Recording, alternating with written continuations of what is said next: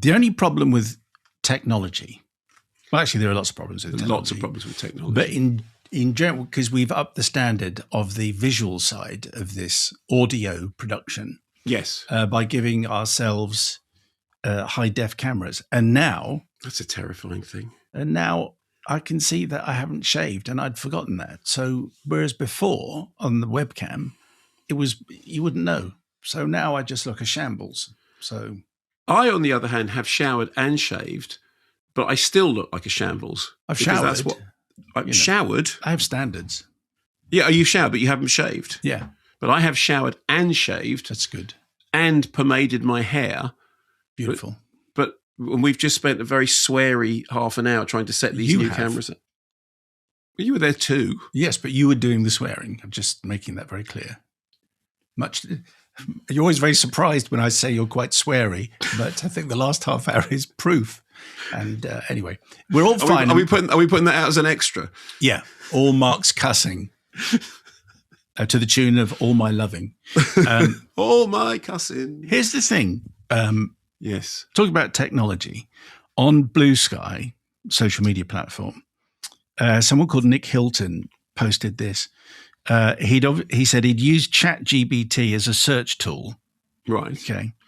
But this made him laugh. Okay. So I think I can probably guess what made him do this. But anyway, what he asked ChatGPT for, this is a lesson in not trusting AI. Okay. Okay. All right. He said, who were the first openly gay radio hosts on Radio 1? Please tell me it said us. And to which the answer from ChatGPT, with the wisdom of the entire internet loaded into it, it says, the first openly gay presenters on Radio 1 were Simon Mayo and Phil Jupitus. Excellent. And then it says hyphen, but with an important nuance. 1, Simon Mayo is not gay, so he doesn't count in this sense.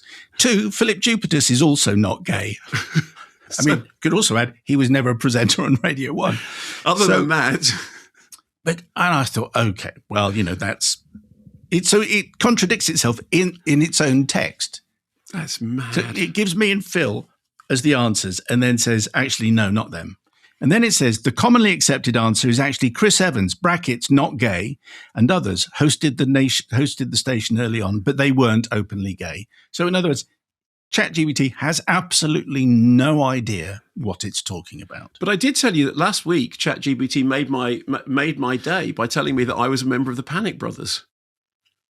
I'd always wanted to be a member of the Panic Brothers. Is there anything? I mean, it's clearly just wrong about everything. What's the capital of Scotland? It would probably say Cardiff. Phil Jupitus. Or Phil Jupitus. Phil Jupitus is going to come up later in our various recordings today because he was present at the first Pokemon movie, which I went to, taking child 1 aged about 5. Wow. And I was sitting next to Phil, who'd taken his child, and we were both complaining. And I'd brought newspapers and then of course the lights go down and you can't, so you have to watch this awful, awful picture. But anyway, apparently it's much loved. So, hello to Phil Jupitus, just in case. He's listening. Anyway, you're looking cool and groovy with a guitar over your left-hand shoulder. There was a bottle of beer over your right-hand shoulder, but that's been moved. So I'm in Ali's house, as I've made quite clear. We're having our roof done, and so this show and the next one I've been recording in Ali's house because in our house it literally sounds like we're in the middle of an air raid as the slates come off. What beer was it? Was it a breakfast beer? It's this, isn't it? Ned's Wonder. It's a Wonder Stuff beer. Oh, well, it's like a promotional freebie. Yeah, it's. How strong is it? Ali's a big Wonder Stuff fan, so this is Ned's Wonder, 4.1 alcohol. Okay, that's not a breakfast beer, really. It says a balanced ale with a floral start and a subtle caramel finish. Depending on whether the technology works or not, you might want to use that later. You might want to take the top off and just consume it all. I'll tell you what I really want to do. I want to put this in front of the webcam so it looks like this is my holding picture. That's right. I mean, that actually does look like you from last week, I think. We should say that was Mark has just held up a picture of Elvis quaffing his quiff of King Charles III in all his pomp. So on the show, a bit later on, what are you doing? Well, honestly, we've got such a packed show. We have reviews of Fuze, which is a London-based thriller. We have Super Mario Galaxy movie, which is the latest animated incarnation of Super Mario. We have the drama with Zendaya and Arpats. And from the world of television, 2026, with our very special guest. Yes, young Hugh Bonneville, reprising his role as Ian Fletcher, who now is Director of Integrity on the oversight team in Miami for the 2026 World Cup. Except Excellent. We can't call it the World Cup and you can't say FIFA because of contractual reasons, so they're bleeped out, which is actually very funny. Hugely entertaining. And in Take Two, Mark. In Take Two, we have reviews of, well, there's a 25th anniversary reissue of Amelie with Audrey Tautou and a documentary, McCartney Hunt for the Lost Bass, in which they hunt for Paul McCartney's lost bass. I mean, that could have been about anything, couldn't it? Really could. Also in Take Two, you'll get even more of the good stuff, including the 5-question film club. 3 questions, Your Majesty. Available for you on Patreon, our intros to Cold War, The Silence of the Lambs, Heathers, and The Elephant Man, among many others. So head on over to Patreon if you'd like to join the club. Plus, you get all the other top-quality content ad-free. Although some people love the ads. So you can't say, I'm on Patreon, but please can I have these ads? You can't do that because you're either ad-free or you're not ad-free. That's basically the way it is. We could just do a bonus, which you get. If you get to Patreon, there is just a bonus which has got the ads in it. Maybe we could do a Take 3 with all the ads, which is just ads. It's just us selling any old tat. Yeah.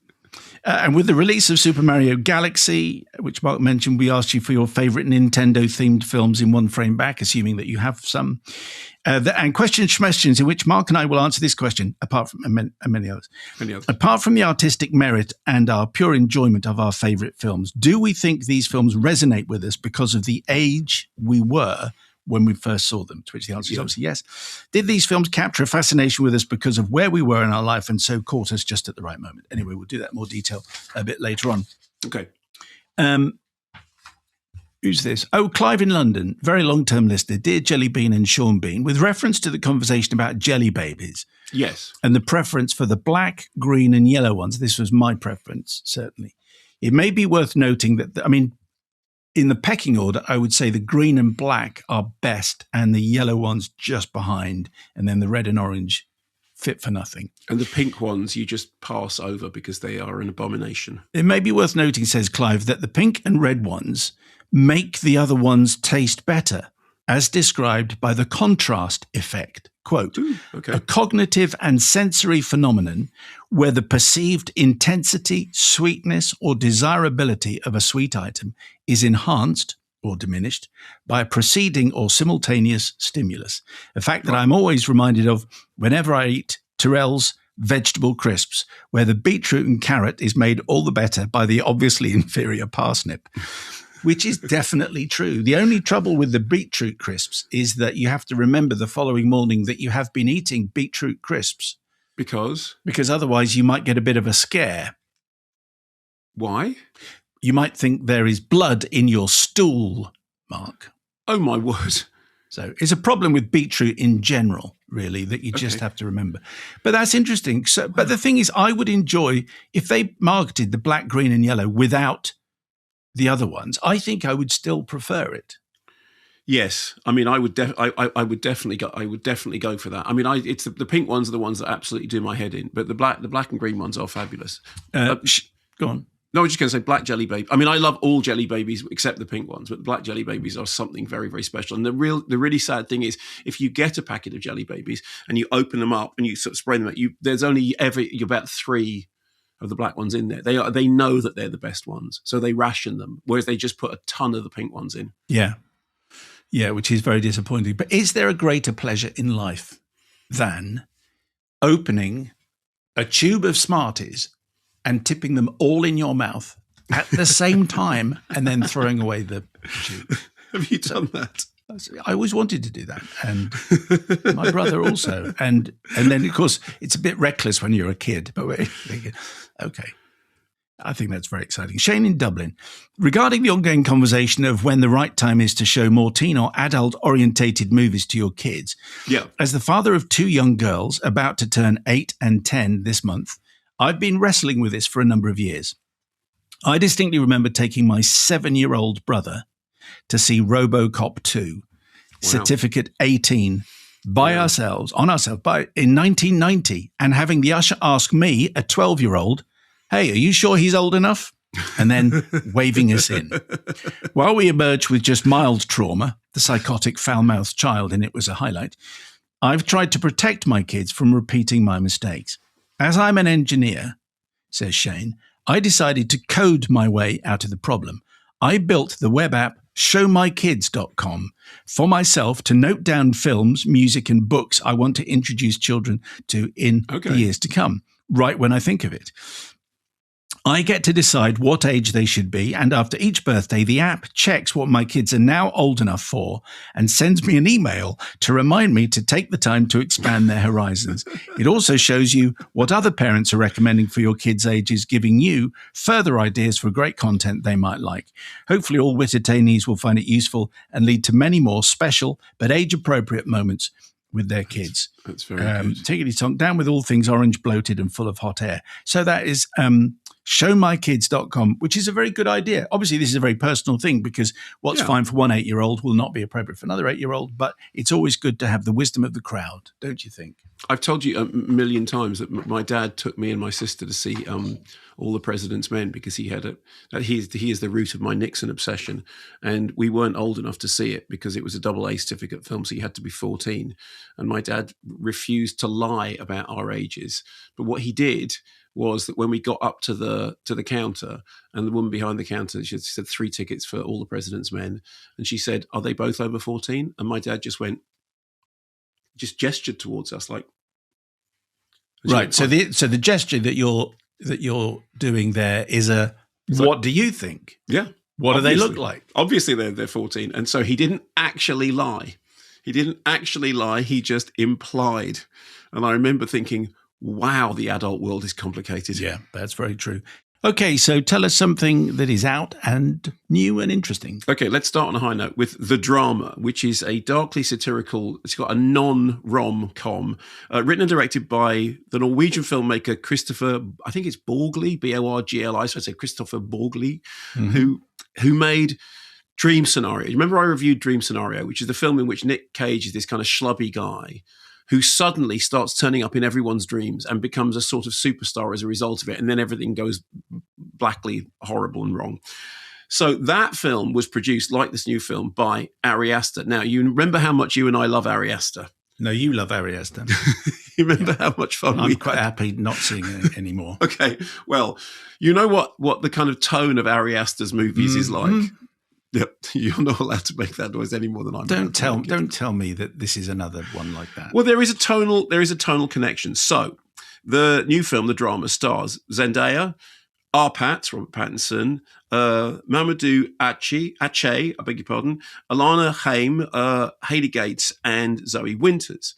So, Zendaya and Arpat are Emma and Charlie. They're this young couple. They're like 30 or something, which to me is young. They're approaching their wedding. We meet Charlie. He's writing his wedding speech, and he's telling the story of how they met. So we see a little bit of flashback. They met in a coffee shop. He saw her reading a book. He hadn't read it, but he was trying to impress her, so he pretended to have read it. He started talking to her. She didn't hear him because she's deaf in one ear and she had an ear pod in the other ear. He found the whole meet cute, incredibly charming, fell in love with everything about her, including her weird laugh. One evening, they go out with the maid of honor and her partner, and they are finalizing the food and drink for the wedding. They've all eaten and drunk too much, and they start having one of those conversations in which they start playing a game, which is, what's the worst thing you've ever done? Which is a foolhardy game for anyone. Never, ever play games like that. Never, particularly when you've eaten and drunk too much. So one of them says, a confession about something to do with a dog. Another one has a confession about cyberbullying. Another one has a confession that they once locked this kid in a cupboard. But when it gets to Emma, who's Zendaya's character, she confesses to doing something, in fact, not even doing it, but having thought of doing something that she then didn't do, that is considered to be so outrageous that it basically derails everything. Here's a clip from the trailer. So you're saying Charlie is your first Love? Yeah. first love or your first crush? Both, I think. Wait, is that insane? At 30? So I want to say this thing about her laugh. You know how it's very cute, but it's also kind of like repulsive even. All right, so before we got married, we did this thing where we said the worst thing we've ever done. Okay. I'll tell mine if we all do it. Promise? What did you do? This dog. Beer bottles and porn. you left him there overnight. Yeah. What's the worst thing I've ever done? Okay, Are you serious? I'm sorry. I'm gonna order an Uber. Emma, what the So, the maid of honor is shocked. Charlie is so baffled that he starts to wonder whether he actually knows his bride-to-be. All of them are basically astonished that she could even have thought such a thing, despite the fact that they live in a country where this particular thing, which incidentally she did not do, but she thought of doing, is horrifyingly common. And then the rest of the film is this kind of toe-curling black comedy in which the rails come off as the wedding approaches, zooming towards them. The irony of it all being that the person who's at the center of it sort of being vilified for thinking about doing something without doing it is actually probably the most reasonable of all of the people. I mean, I thought it was, I didn't know anything about it. I didn't know what the thing was. Obviously, it's not revealed in the trailer. Actually, weirdly enough, just before I went into the film, which I didn't even know who was in it, I only knew the title was the drama. And Tim Roby, who's a colleague of mine, said, "Do you know the twist?" And I said, "I didn't even know there was a twist. I don't even know what sort of film it is." He said, "Great, because everyone's been telling me what the twist is." And I didn't, so I had no idea at all. So if you can possibly go and see this, just thinking, I like those actors, maybe I like the director's previous film, don't find out anything else about it. I thought it was excruciating, but in a good way. Although I remember that you and I have different versions of what excruciating, because it was Beau is Afraid, wasn't it? That the more you didn't laugh, the funnier I thought it became. I thought watching people tying themselves up in knots whilst trying to deal with something that didn't happen was profoundly, entertaining in the worst sense of the word. I mean, on the one hand, it's a classic kind of bourgeois social satire in the manner of something like, Robert Altman's A Wedding or Margot at the Wedding, which again, it's all these forces sort of coalescing around something in which you have to maintain the illusion of politeness even as existential chaos is lurking. I also think, and this may be personal, I think it is a rather pointed political satire. There is, in fact, one moment in which the discussion has become very heated, and somebody says, "Oh, so America is to blame," to which I thought, yes, it is. Absolutely. I think others will feel differently. And I think that one of the things that impressed me about the movie is that the way in which you respond both to the revelation and also to the way people respond to the revelation will depend very much on how you yourself view and contextualize the central revelation. I mean, personally, I was on side with Zendaya's character, but the movie is clearly designed to allow you to have a number of different responses. I mean, it helps that the performances are pretty much note perfect. And the script, although the script is outlandish, it never descends into ludicrous caricature. I mean, yes, things get out of hand. If you've watched the trailer, you'll know that things definitely come off. The wheels definitely come off when it gets to the wedding. But like Beau is Afraid, I suspect that I found this a lot funnier than you would find it. But I think that you would find that there is a really interesting idea at the center of it, which is, on the one hand, it's how much do you know people? There's a lot of stuff about when were you going to tell me this? Well, do you tell every detail of your past life to everybody? If you're about to get married, you say, incidentally, there are things in my past that you don't know anything about, and here I am clearing house. And the thing that makes it work so well is that it comes up by mistake at the end of a drunken evening when they are playing a stupid game. And for me, the moment when they started to play the game of what's the worst thing you've ever done, because bear in mind, I hadn't even seen the trailer. I didn't even know they were going to do that. It was like, stop, get up now, get a cab. This will not end well.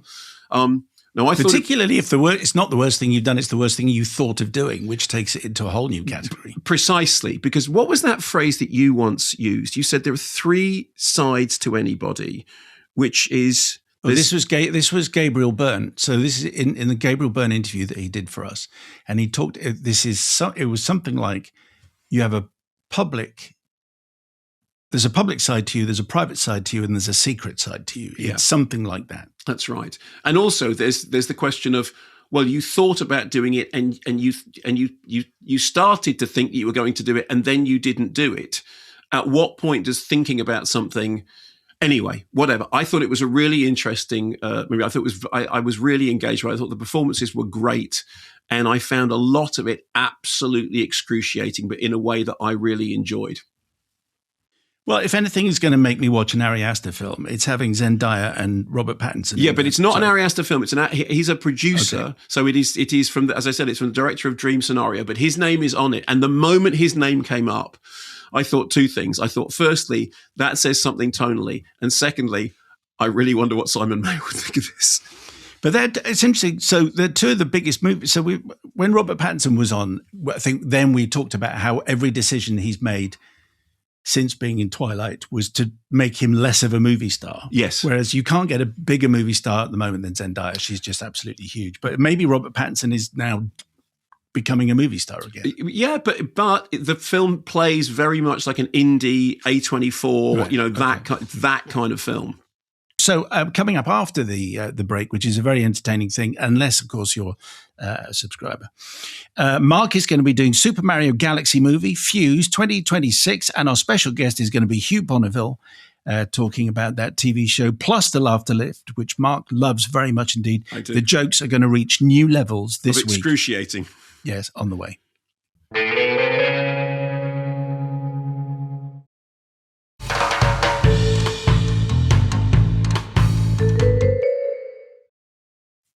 Okay, so now it's the time to do the box office top 10, Mark. Excellent. At number 10, number 7 in America, Scream 7. Yeah, and it's on its way out, and not a moment too soon. Number 9, number 26 over there, How to Make a Killing. So this is in its 3rd week, so this is the last week that it will be troubling the box office. I just hope that everybody goes to see Kind Hearts and Coronets, or goes to see it, sees it. It'll be on streaming services and television, and that is the superior film, obviously. More on Mark's attitude to this film later in the show. Oh, okay. Number 8, nothing in America, but number 8 here, Mother's Pride. There it is. Maybe the last week, but doing pretty well. Yeah, it's, look, it's the Fisherman's Friends of pubs, and it is exactly the film that you think it is, and that is perfectly fine. Number 7 here, number 5 in America, new entry, They Will Kill You. So this is a kind of riotously blood-splattered comedy horror adventure romp, which I enjoyed. I mean, I couldn't remember anything about it almost 5 minutes afterwards, but whilst I was watching it, I enjoyed it. There is, of course, the question of Patricia Arquette's accent, which we played a clip from last week, and I said to you, what accent do you think that is? It was apparently Irish. This is an email from Aman. Simon and Mark, a long-term listener, occasional emergency mailer. I came away more confused than anything else. The main issue is that it never really decides what it wants to be. It flirts with horror, leans into dark comedy at times, and tries to inject a bit of stylized, almost Kill Bill type flair, but none of it properly lands. As a horror, it's not scary. There's tension in places, but no real payoff. It certainly didn't pass the 6-laugh test, and there just aren't enough genuine moments that land. And when it tries to be cool and stylized, it ends up feeling more like a low-rent imitation than something with its own identity. It's frustrating because there are glimpses of a better film in there, but it needed a clearer tone, tighter writing, and more confidence in what it was trying to be. Okay. I mean, I enjoyed it more than you did. I mean, I think it's no masterpiece. As I said, I think it clearly takes from a lot of other films, absolutely, and it doesn't rewrite the rule book in any way. But whilst it was playing, I enjoyed it, and I think it's kind of Friday night popcorn fodder, which there is a time and a place for. Well, Friday night, obviously. Yes, obviously. Number 6 here, number 6 over there is Ready or Not 2, Here I Come. Rich Ellis says, I enjoyed every minute. It picks up straight after the original and builds steadily to a wonderfully wild finale.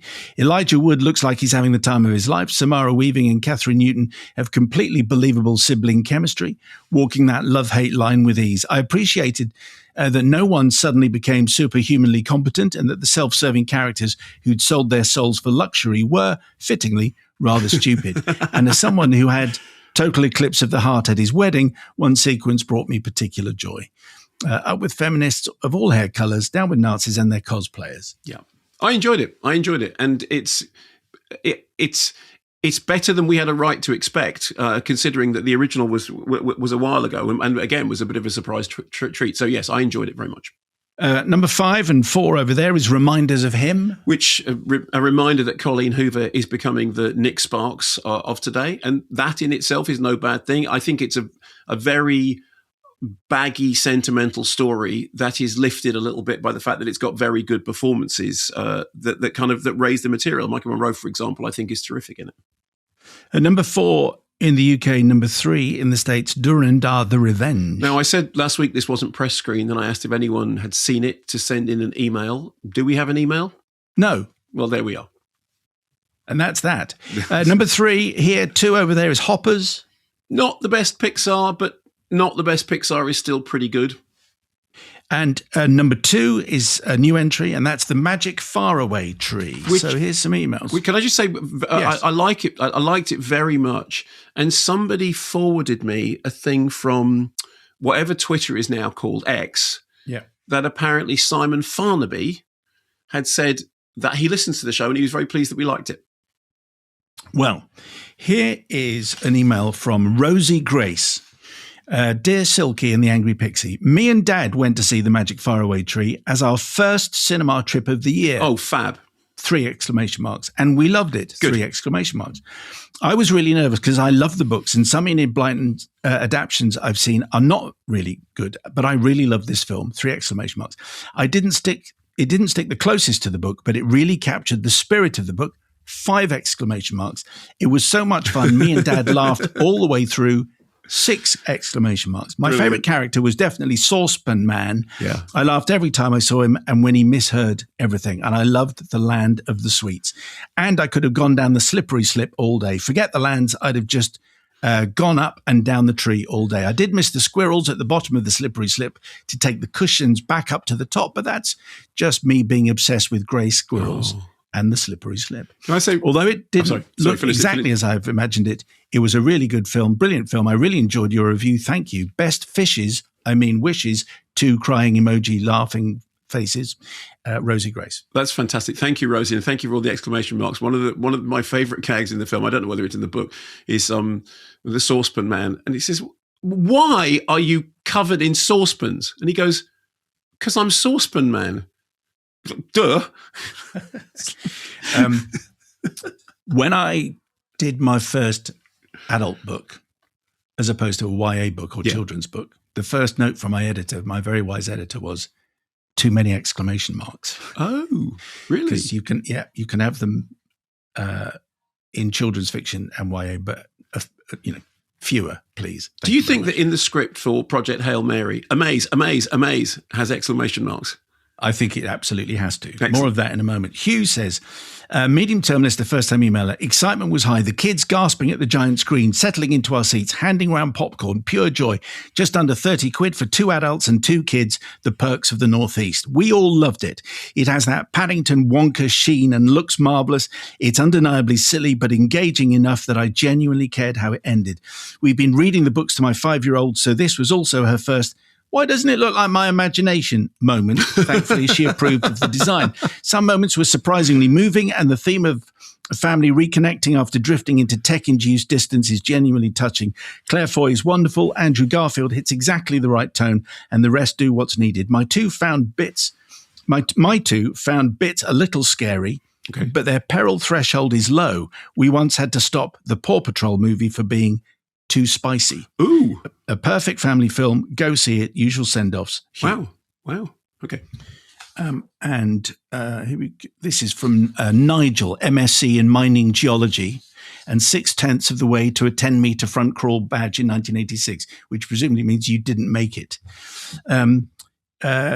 Gnid Blyton. Yes. I think this was your Was me. Reveal from last week. My delight at discovering I wasn't the only child confused by the font on the front of her books. However, I went a step further than Mark and had additional challenges with the Y, thus spent many years thinking it was Gnid Bluton. More of that kind of thing later. And number one in the US and number one in the UK. And clearly it's going to be one of the biggest selling movies of the year, if not the biggest, Yes. is, of course, Project Hail Mary, which I have now seen. Oh, great, great. But first of all, Phil from the Teachers' Trenches in the Church. Dear Rocky and Adrian, last Friday I was sitting in a packed screening of Project Hail Mary at my local independent cinema, The Island in sunny Lytham St Anne's, accompanied by Child 1 when my inner classroom pedant happily clocked in for duty. For context, I am a science teacher of some 26 years, which absolutely does not make me a scientist. If it did, I'd be earning far better money doing some actual science rather than explaining it to Year 7 on a wet Thursday. Very good. 2 moments leapt out. Firstly, early on when the astrophage organism is being examined on Earth, on the warship or in the war room, a scientist asks whether it reproduces by mitosis or meiosis. Unless I've been misleading generations of pupils, nothing reproduces by meiosis. That produces haploid, is it gametes? I think it is. Reproductive cells in animals and plants. So sperm and egg cells, they would be haploid gametes.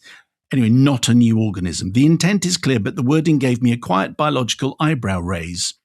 Surely the world's best scientists know better than me. Secondly, later aboard the Hail Mary, when Grace analyzes material from Rocky and the system identifies xenon, he dismisses it with xenon is a gas, which it is at standard conditions. But in space, at sufficiently low temperatures, xenon can quite happily be solid via a straightforward state change. At this point, I may have murmured a code-compliant state change into my popcorn to the mild concern of Child 1. Having read the book, as is standard practice for science geeks, we know the source material gets the science spot on, which makes these little moments all the more enjoyable to spot. It feels very much in the spirit of your excellent wrong hawk, wrong swimming stroke tradition. And frankly, it's one of the most fun bits of the podcast, apart from the excellent Redactor's laughter lift. Tinkety Tonks and Old Fruits, loving the show, Steve, from Phil in the Teachers' Trenches of the Church. Okay. Wow. Wow. So packed screening round the corner, which was great. I don't think I'd been round the corner since James Bond, just out of COVID. Wow. And I quite enjoyed it. Oh. I would say. Oh, okay. That's slightly... For particular context, I finished the book 3 hours before I went to see the film. Right. Which I think is very much part of the way I saw the film.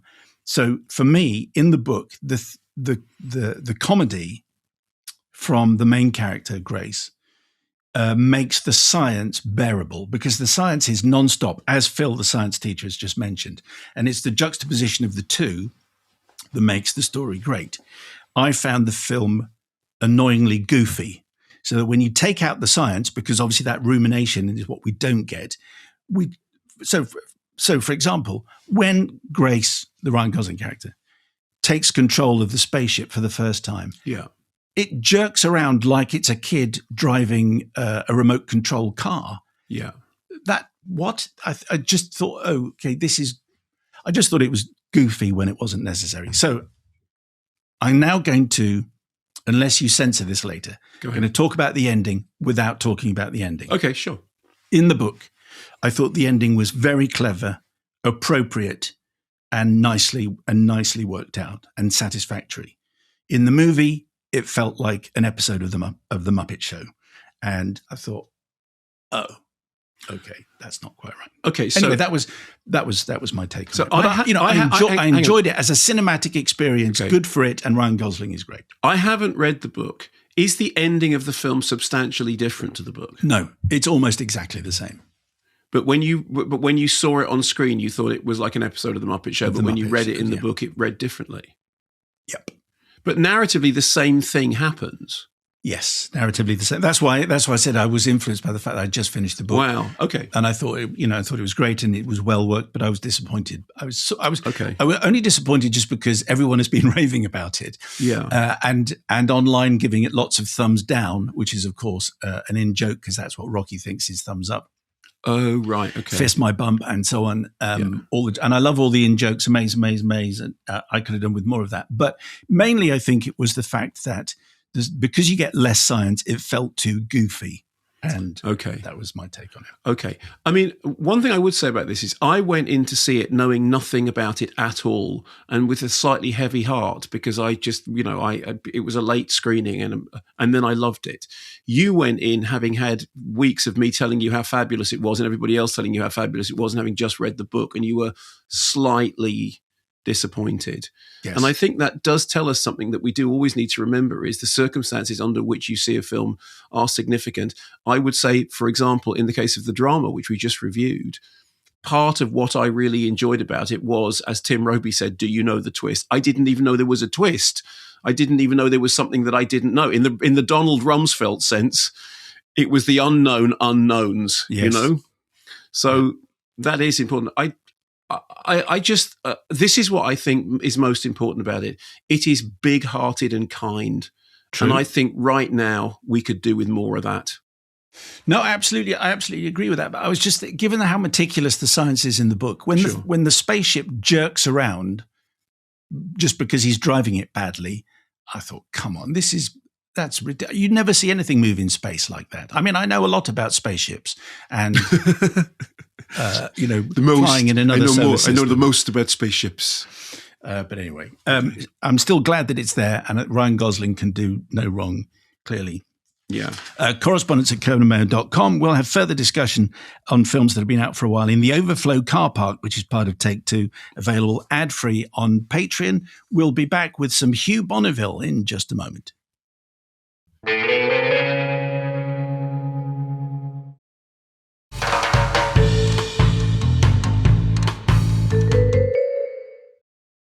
Okay, so it's Hugh Bonneville time.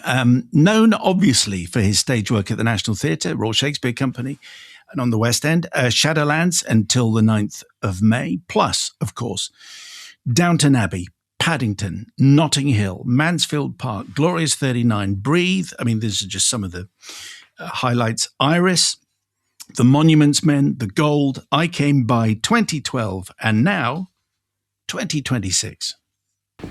Will. Well, oh, hey, yeah. Hey. I found you. Yeah. I wondered where you were. Yeah, no, I'm here. Yes. Could I ask you to do something for me? Yeah, cool, yeah. I mean, if you're not too busy at the moment. Well, yeah, no worries, yeah, cool. I'm about to go into a meeting in the meeting room. Okay. What I was thinking was, if you could wait a bit and then bring me in a coffee in about 10 minutes' time. Okay, cool. A coffee? Yes, from the machine. Cool. Actually, no, 5 minutes, actually. Okay. And that might be better. Yeah, it's better, yeah. And maybe a couple of biscuits or something, Okay. I mean, that would be great. Okay, cool. So, what, like into the meeting? Yes. Okay. No, you don't have to say anything. You don't have to knock or anything. You just bring it in and then go out again. That's all. Yeah. If that's okay. And that is a clip from the new series 2026. Hugh Bonneville stars again as Ian Fletcher. Hugh, hello. How are you, sir?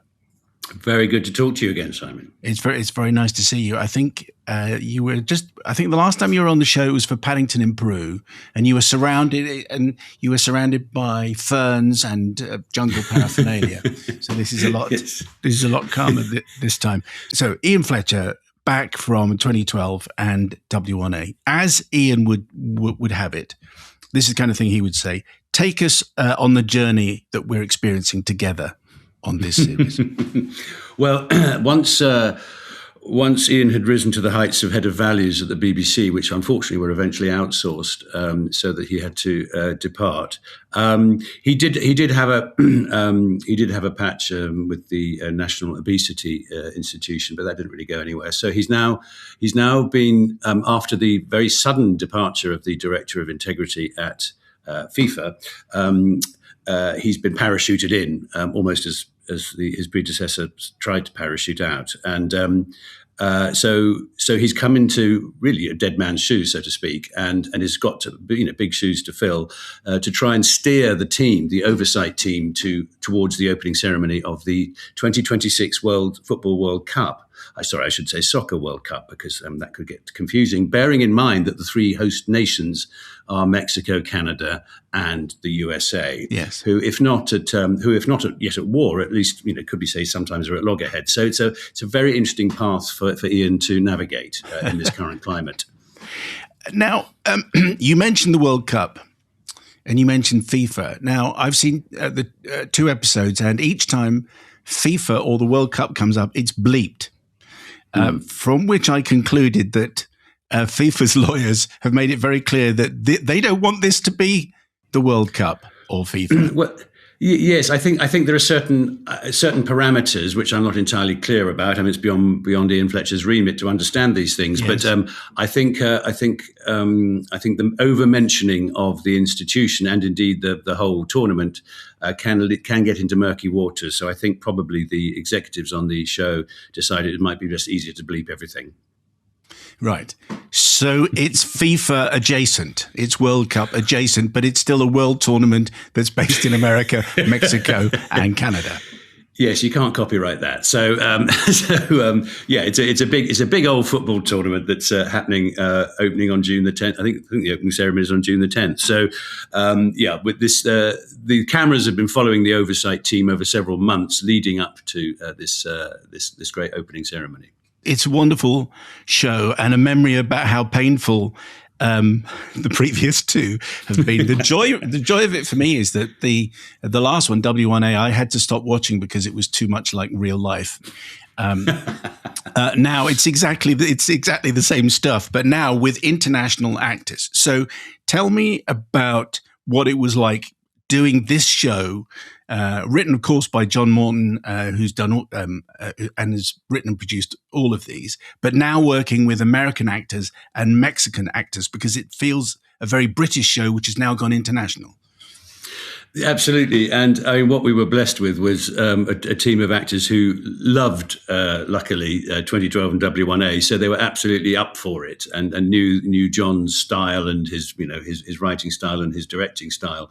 What they hadn't quite anticipated was quite how hard it is to do, because every and is scripted, and the pace of the thing as we sit around these meeting room tables is quite relentless. Added to which, we were filming in probably the hottest part of last summer in a studio that wasn't designed to be a studio. It was a former printing press, and so air conditioning was a sort of foreign word, and we were just incredibly hot a lot of the time. So the pressure on those sort of meeting room scenes brought an added dimension. But the cast are wonderful. And we became a very tight little team. We have Alexis, who's notionally from Belgium. He's actually French. And then we have a Canadian, we have 2 Americans, and we have a Mexican, and this really does add to the wonderful international, the international joke, if you like, of each country rooting for its own side.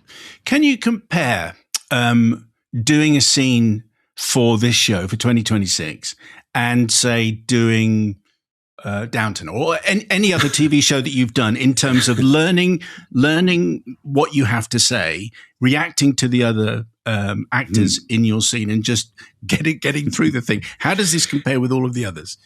Well, it's a very different thing. I mean, in terms of the sort of energy of the thing, I always used to think of Downton Abbey as a stately galleon, and this is a sort of jet ski, it's whizzing around the bay at full pelt.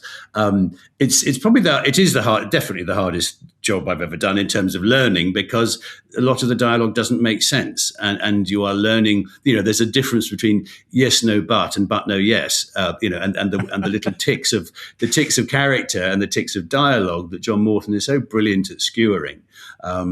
They're really quite hard to get into one's brain. So I've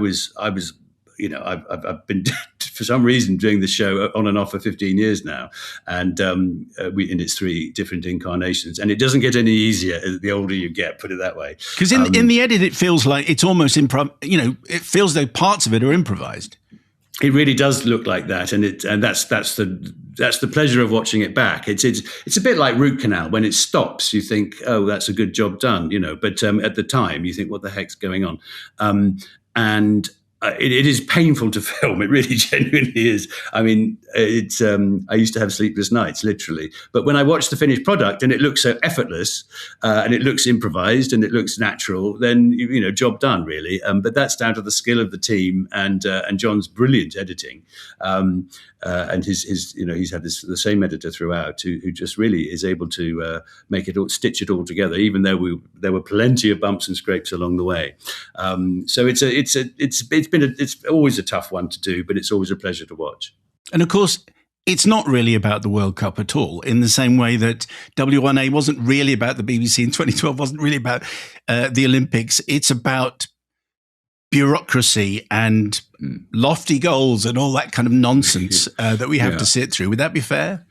I think it's absolutely fair. I mean, they're both, all three iterations are great backdrops against which you see the playing out of,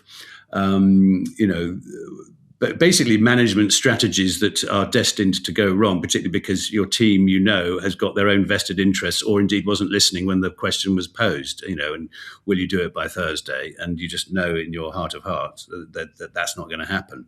So I think we've all been in those meetings. And as I've said before, everyone has been on either a parish church council or a FTSE 100 boardroom, will recognise the dynamics of, as you say, big ambitions and but always having to manage one's expectations, particularly when there are other agendas afoot. For example, in the opening episode, we're trying to decide where the semi-finals are going to take place, and there's a lot of back and forth about that. And then, of course, suddenly it's just decided, from above our heads, it's been decided by someone higher up the food chain. So all that work and all that stress and energy has been wasted in effect. But there are big ideas. There's the whole sustainability thread again of. If we could just use more toilets in the stadiums, they could be carbon neutral, and that sort of thing. So there's some lovely absurdities that John Morton is always very good at picking up on. Yes. The sort of dottiness of life, but actually, let's be honest, you could not have written. I mean, if he'd written an episode in which the football organisation gives a peace prize to one of the presidents of one of the countries, he would have said that's too ridiculous. We can't do that. And presumably that's why this show will work, Hugh, and I think it will, having seen 2 episodes, is that although this is fraught with problems, the World Cup is fraught, we all know about the kind of person Trump is. We know about what's happening, there's a war in Iran at the moment. We know about the tariffs, but that is very much in the background. That's not really what you're dealing with. And whatever happens in those difficult areas, this show will still work because it's not really about them. Absolutely. No, I mean, there are references to the real world, obviously, and to, iconic footballing characters, are referred to. But as you say, it's not really about the real world. It's actually about the interaction of characters and the sort of hierarchy within the team, and it even down to which desk Ian Fletcher sits at. And that becomes a little ballet of its own when he realizes that he's been plonked by his supposedly junior, but actually turns out to be his effective senior, plonking him at a desk that's in the middle of the bullpen, if you like. And so Ian has to navigate his way to a desk that's got a bit more prominence as far as he's concerned. So it's all those minutiae of office politics. There's, how to use the coffee machine, who gets to use the coffee machine, whose biscuits you're allowed to use, who gets the better biscuits. So I think, we could all have fun identifying, those characters. Ballet is a very good word as well, because even the excruciating meetings where you feel as though you want to bash your head against the wall, that's what it is. It's a ballet, isn't it? With being performed by a group of people with various solos chipping in. That's right, and trying to make it all appear effortless and intentional. Where, of course, it's usually various wheels coming off as the machine rolls along, interrupted by a very willing assistant trying to bring in coffee. It becomes about a battle of who's got the better coffee and whose assistant is better at bringing it in. So again, all those little details while the main motor of the show is running are, I think, delicious little observations about office life and office dynamics. What does the director of integrity actually do? Oh God! I think he basically herds cats. It's his role to try and streamline all the objectives. Be it discussing if a problem comes up with potentially a problem with a Chinese chip in an American football, how to swing the PR on that. Right. When there's a confusion over who is going to be the ambassador, the sort of public-facing ambassador for the tournament, and it seems that two people have been contracted and only one can actually do it. So there's a bit of an issue there. It's trying to basically to streamline any wrinkles that appear in the pitch, if you like, the pitch of life. Yes, yeah, absolutely. I think we're speaking to you. I think are you doing Shadowlands at the moment? I am, yes, yeah, that's right, at the Old Witch. Yeah, so your head is somewhere else, really. It is rather, yes. Yes, my head is certainly in the world of C.S. Lewis and Narnia in the evenings, and then dipping into 2026 at the moment ahead of its launch. Yeah, yeah. I saw Nigel Hawthorne in the lead. Oh wow! A couple of decades ago, and interviewed Anthony Hopkins as well when he did it. It's an astonishing piece, isn't it? It's a beautiful piece about love and loss and grief and coming to terms with all those things that we all encounter at some point in our lives. We can't escape it. It's going to happen to us, and it's a beautiful story, based on the true story of C.S. Lewis falling in love late in life, and then his beloved contracting a terminal illness, and how they navigated that. But it's about challenging one's own faith, one's own resilience, about how you cope with loss. And in C.S. Lewis's case, it was devastating. He actually wrote a book called A Grief Observed, which was a sort of memoir about his own passage through grief, which he published anonymously. And people kept giving it to him, saying, "I think this might help you in your journey." And of course, it was his own work. So it's a thoughtful and beautiful piece. I wish I'd seen Nigel. In fact, I'm probably glad I didn't see Nigel Hawthorne, because it would have. I know how brilliant it was. And, he was absolutely wonderful. Yeah. In the week that we're speaking, Hugh, the hereditary peers have finally been kicked out of the House of Lords. Just wonder what the Earl of Grantham would have made of that. He said, he'll probably say, "Oh, well, I miss the steak and kidney puddings." Probably, if indeed he ever went to the Lords. I don't think we ever saw him do that. But oh well, a new era. Well, I'm sure it'll be a vastly improved system now. I can't even remember what's happening now in terms of the elected peers. So as we look forward to 2026, and the fact you described doing it as like having root canal surgery, dare I mention the 2028 Olympic Games, because it's kind of coming down the tracks. Oh my gosh, I can't imagine that. But as Ian Fletcher often says, every problem is just a solution waiting to happen, and I'm sure the LA Olympics in 2028 will offer a huge solution to everyone. Hugh, it's always a pleasure to speak to you. Thank you very much indeed for your time. Lovely to chat. All the best. Hugh Bonneville.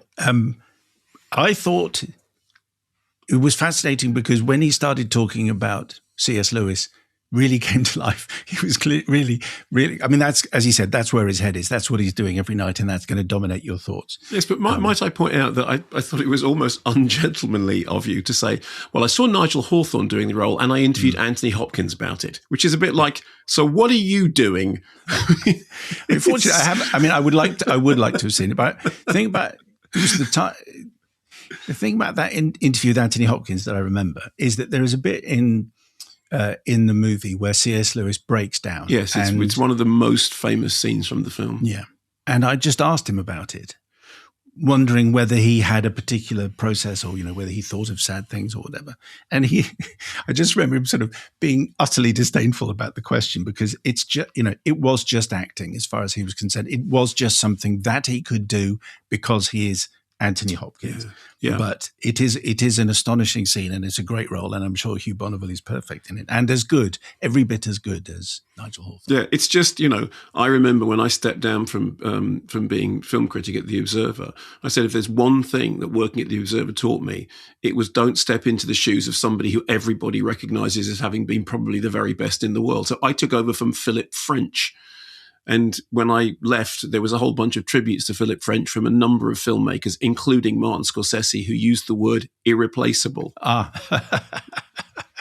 Okay. Well, next time I won't make that. I think he was fine. I think he was okay. No, he was good. He was good. Yeah. About it, because it's an extraordinary play. Anyway, he was on to talk about 2026, which is on the BBC. Yeah. So did you enjoy it? Yeah. Well, like you, I've seen to the first 2 episodes. Like you, I had that really strange experience of W1A of thinking I almost can't watch this because it is too close to being. I mean, I know people always say that as a joke. You know, it's not a comedy, it's a documentary. But we've said many times on this show about the time in which we were hauled into a meeting in the BBC in which somebody showed us a graph and said that on this particular axis we were doing well because we scored 32. And we said, out of what? And they said, well, no, that's not how it works. It's just that you've scored 32 and most other shows on this graph are 26. We went, yeah, but 32 out of what? And then it became evident that nobody in the room understood what the graphs meant. Because 32 out of 40 is a pass and 32 out of 100 is not doing so well, which was why it was very funny when you said to him, what does the director of integrity do? And he burst out laughing because obviously in 2012, he was head of deliverance of the Olympic Deliverance Commission. And in W1A, he was famously, and I think this will go down in his head of values. Which is absolutely a role which probably does exist. Probably does exist. And I suspect that head of better exists as well. So it was really interesting hearing him talking about just how almost Pinteresque the dialogue is in terms of the ums, the ers, the ahs are all absolutely scripted. And I think the phrase he said was that there is a difference between but yes or but yes.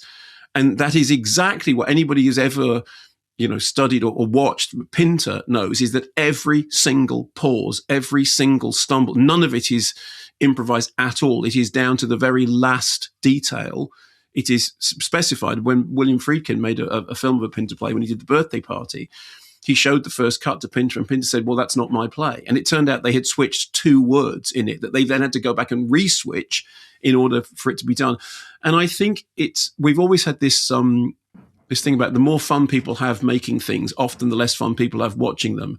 And I think in the case of this, it is entirely fitting that it was very, very painful to make, very, very hot and very, very hard to remember the stuff, because all that pain pays off.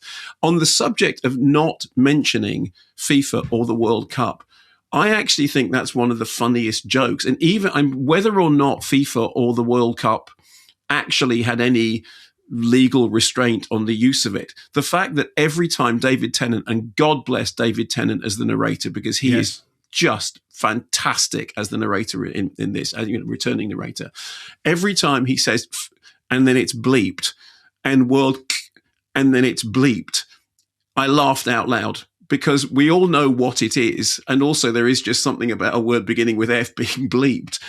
But it's the joke about not being able to say FIFA or World Cup is consistently funny. And from my point of view, one of the reasons I'm not particularly looking forward to the World Cup is because it's run by FIFA. Yes, who are just so appalling. So, I think as opposed to W1A, where you kind of might wish the organisation well, which we do, or we the Olympics 2012, where you kind of hoped that it was going to be great, as it turned out. It was absolutely fantastic. Here you're just thinking, well, the basic organisation you're defending is appalling. Yes. So who knows where that fits? But I think on the basis of 2 episodes, it's going to be another wonderful and painful experience. I mean, I'm enjoying it very much. He's absolutely right that, of course, it's not to do with football, but then, of course, FIFA isn't really to do with football, is it? It's to do with a whole bunch of other things. I think I was delighted when Will turned up, because I didn't know that Will was coming back. So and it does miss Jason Watkins. I do think he's fantastic, and I don't think he's in this series. He's certainly not in the first 2 episodes. But it is a very good cast. When you were talking about Harold Pinter and changing 2 words and not recognize it in his own work, I remembered the interview that I did with Martin McDonough for Banshees of Inisherin. Oh yeah. And how he famously, he won't allow anything to change, because he says, I'm the best screenwriter on set. So even if Colin Farrell was to say, Could we change this? The answer is no. Yeah. And if you write to him saying, we're putting on one of your plays for a school, can we change it? The answer is no, you can't. I have written it like this, and this is how you will perform it. For a purpose. And also, I have to say the writing here is very good. I laughed out loud at VP optics and narrative, just because it's one of those brilliant phrases. The thing when they accidentally kickstart the Power of Poop campaign, which is just ludicrous enough to be possible. Mm-hmm. The meetings in which people just talk endlessly about nothing at all. And then this isn't spoiling anything. There's a whole thing about climate and about how hot it is and whether or not it is safe to do it in this heat. And they start trying to fudge a graph by turning a line into a zone. And then Hugh Bonneville's character suddenly gets this whole speech about how this could be the moment that will reframe the narrative and reinvent the story. And you go, yeah, we've all been in those meetings. It is funny, however, how with W1A, I know exactly what you mean. That there was times when it wasn't funny because it was too close to home. For me, the nice thing about this is it's far enough away from home, and I have enough contempt for the organisation that it is involved in to just find it funny. Yes. One of our neighbours, who's very high up in one of the most eminent museums in the UK, always said how much she loved W1A. Because it was just like working in museums, so that it's funny because it's true. That's what it is, and people recognise it. Yeah.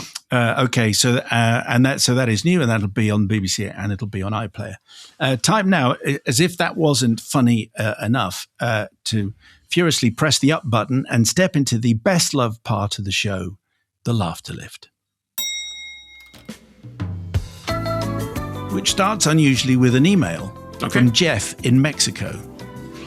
Mark has a particular disdain for the phrase elevated horror, yet surely the laughter lift is elevated comedy. Discuss. Hey. Though we could be going down. Yes, and in many ways we are. Yes. Hey Mark, a dogmatic theology joke for you first this week. I know how you love those. Where do you find a cat that's half good and half bad? In Schrodinger's... No. I don't know. Purgatory. Oh! I thought it was going to be Schrödinger, but it's not. Okay. Hey, Mark, I went to the doctor's a couple of weeks ago with a bit of an embarrassing condition. Doctor, I said, I can't stop letting one go. Every time I float an air biscuit, they're silent, with absolutely no smell, but I've let out 20 trouser trumpets in the past 5 minutes. She gave me some pills and told me to come back the following week, which I did. Doctor, I've been taking these pills as directed for my excessive cheese cutting. The fizzlers are still 100% silent, but now they absolutely reek. Great, says the doctor. We've cleared your sinuses. I booked you in for a hearing test next week. Anyway, it's a long setup. It was. For that. It was. But I just enjoyed all the euphemisms for farting. Well done.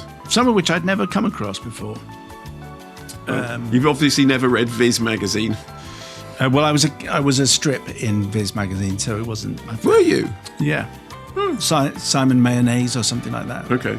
Yeah, I was Mark Kermode's movie bloopers. What's still to come, Mark?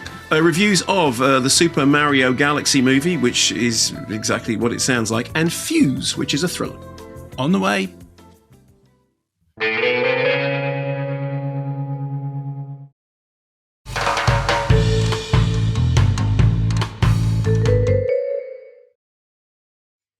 Okay, got an email here from Orla, who's in Ireland, which is a little vague, but there's no specific place. It's just Orla in Ireland.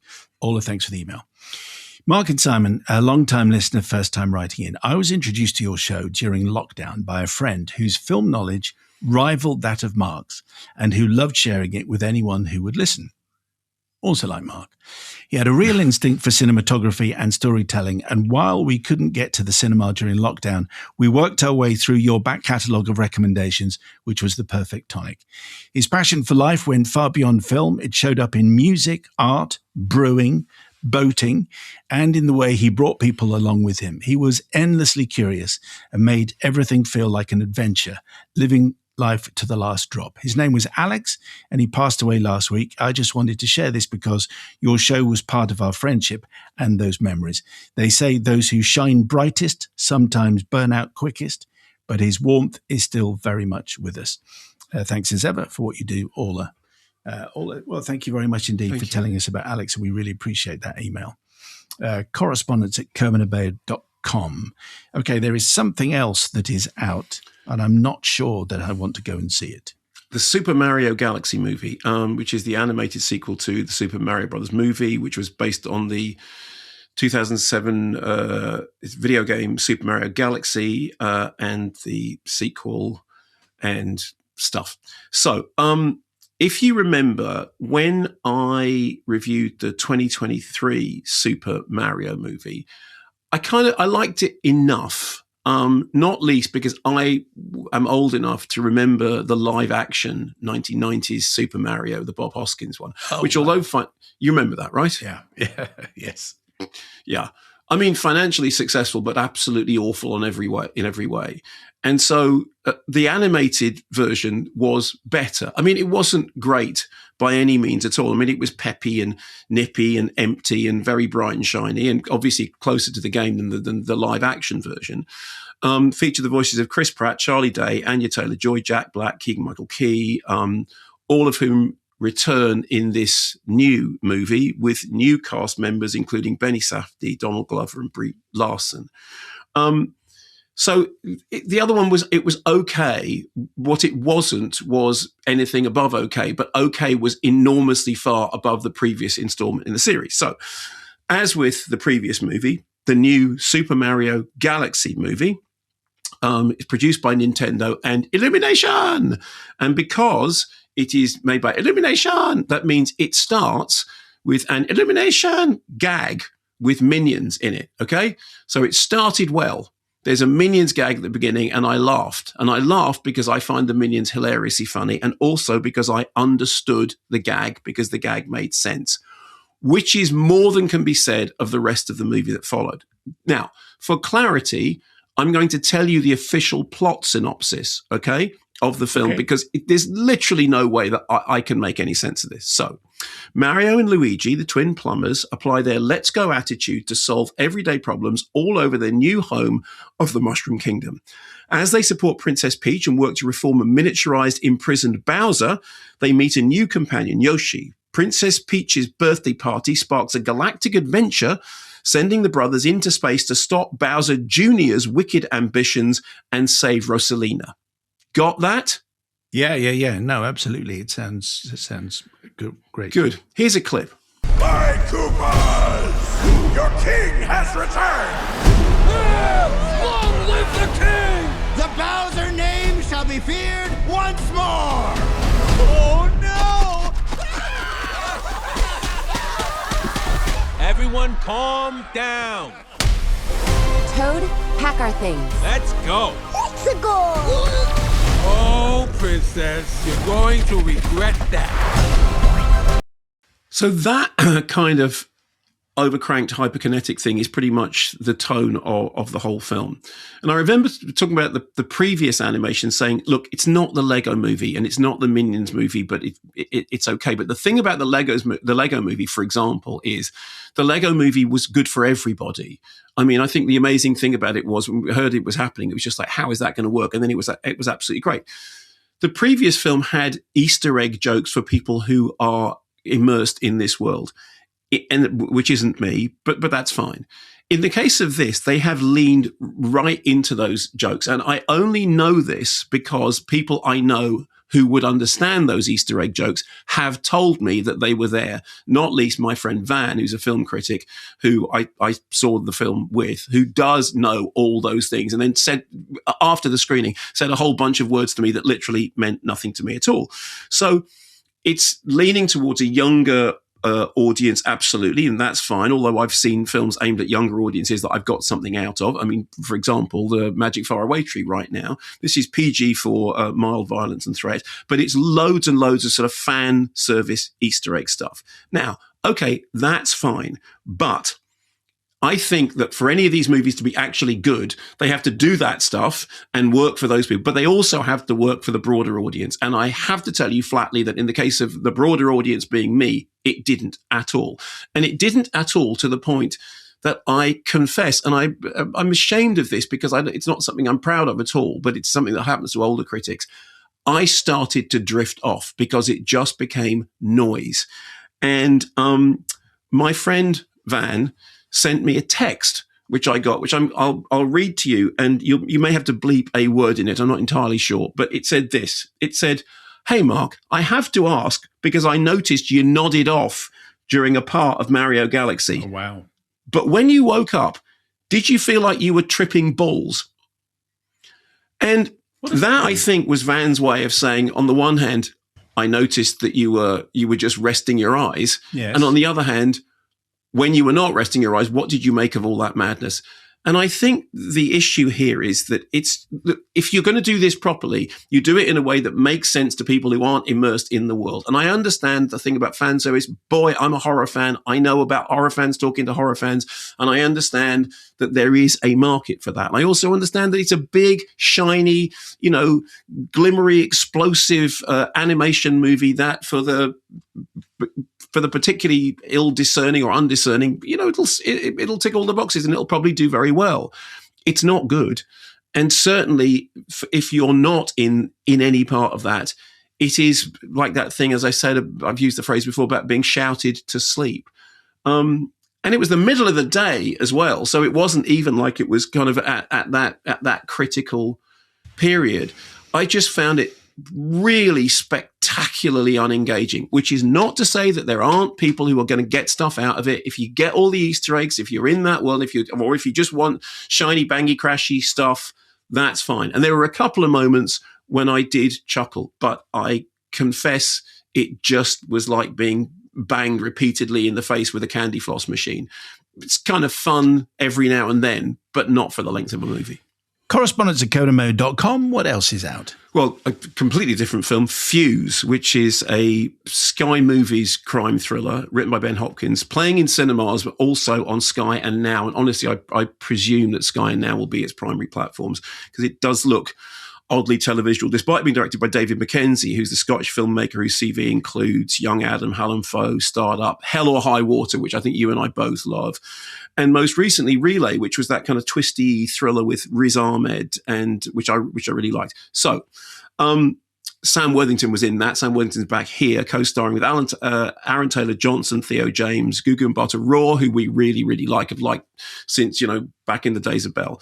So Aaron Taylor-Johnson is a bomb disposal expert who is called in when an unexploded World War II bomb is uncovered on a busy construction site in the centre of London. So they find this bomb, they have to lock everything down, have to evacuate everything, and they have to turn the power off, which, as anyone who's seen Die Hard knows, is the perfect cover for the kind of heist which can play out furtively in the middle of a lockdown when they turn the electricity off. Here's a clip from the trailer. We're on. An old bomb's been discovered on a building site nearby. This area is being evacuated. We're in. Mom, look at this. We need to investigate. We think people could still be there. Boys, go! Cops are here. Go, go, go, go, go, go, go. Stick to the plan. It appears there's been a massive bank job on Edgware Road. Got a bad feeling about this.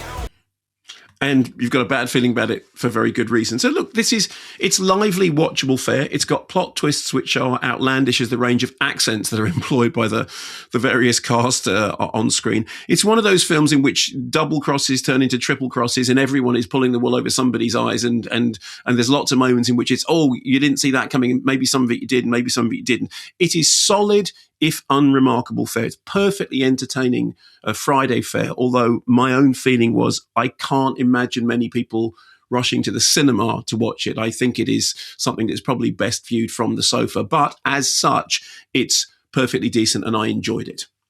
And that is it for this week. This has been a Sony Music Entertainment production. This week's team, Jen, Eric, Josh, Heather and Dom, Redactor Simon Paul. If you're not following the pod already, please do so wherever you get your podcasts. Come and join us on Patreon for all the good stuff. Mark, what is your film of the week? By a country mile, my film of the week is The Drama. Back next week with Brian Cox, the actor, not the scientist. We'll be talking about his new film, Glen Rothen. I shall bestow a year's Ultra membership to science teacher Phil, who wrote to us about Project Hail Mary, about his science teacher quibbles with the film. Phil, you have a year's Ultra membership. You can get in touch. Correspondence@kermodeandmayo.com. Thank you for listening.